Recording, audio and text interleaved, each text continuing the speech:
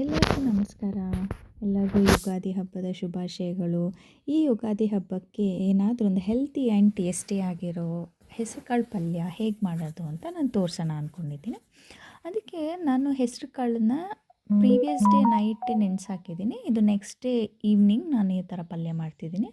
ಅದಕ್ಕೆ ಎಣ್ಣೆಗೆ green chilli, ginger ಮತ್ತು ಸ್ವಲ್ಪ ಬೆಳ್ಳುಳ್ಳಿ ಹಾಕಿ ಸ್ವಲ್ಪ ಫ್ರೈ ಮಾಡ್ಕೊಳ್ಳಿ. ನಾನು ಈ ಜಿಂಜರ್ ಪೇಸ್ಟ್ ನಾನೇ ಮಾಡ್ಕೊಂಡು ಮನೇಲಿ ಇಟ್ಕೊಂಡಿದ್ದೀನಿ ಒಂದು ಸ್ವಲ್ಪ. ಅಂದರೆ ಬೇಕಾದಾಗ ಒಂದು ಸಣ್ಣ ಡಬ್ಬದಲ್ಲಿ ಇಟ್ಕೊಂಡಿದ್ದೀನಿ, ಅಂದರೆ ಒಂದು 3-4 ದಿವಸಕ್ಕೆ ಬರೋಷ್ಟು. ಮತ್ತು ಸ್ವಲ್ಪ ಸಣ್ಣಗೆ ಹೆಚ್ಚಿರೋ ಈರುಳ್ಳಿ ಹಾಕಿ ಚೆನ್ನಾಗಿ ಫ್ರೈ ಮಾಡ್ತಾಯಿರಿ.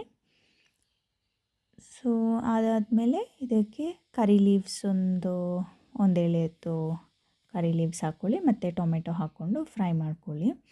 ಸೊ ಇದೆಲ್ಲ ಜಾಸ್ತಿ ಏನು ಫುಲ್ ಮೆತ್ತಗೆ ಟೊಮೆಟೊ ಮೆತ್ತಗಾಗೋಷ್ಟೆಲ್ಲ ಫ್ರೈ ಮಾಡಬೇಡಿ, ಯಾಕಂದರೆ ನಾವು ಹುರುಳಿಕಾಳು ಹಾಕಿ ಫ್ರೈ ಮಾಡಬೇಕಲ್ವ.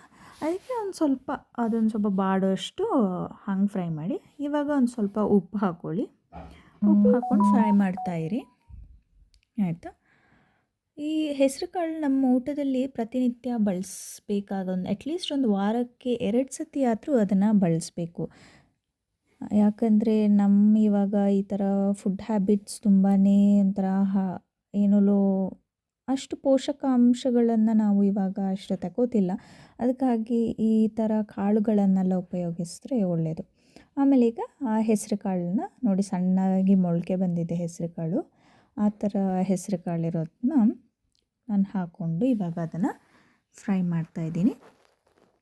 ಇವಾಗ ಫ್ರೈ ಮಾಡ್ತಾನೆ ಅದರಲ್ಲಿ ನೆನೆಸಿರುವಾಗ ಹೆಸರು ಕಾಳಲ್ಲಿ ನೀರಿರುತ್ತಲ್ವ, ಅದೇ ಬಿಡ್ತಾ ಬರುತ್ತೆ. ನಾವು ನೀರು ಹಾಕಬೇಕು ಅಂತ ಇಲ್ಲ.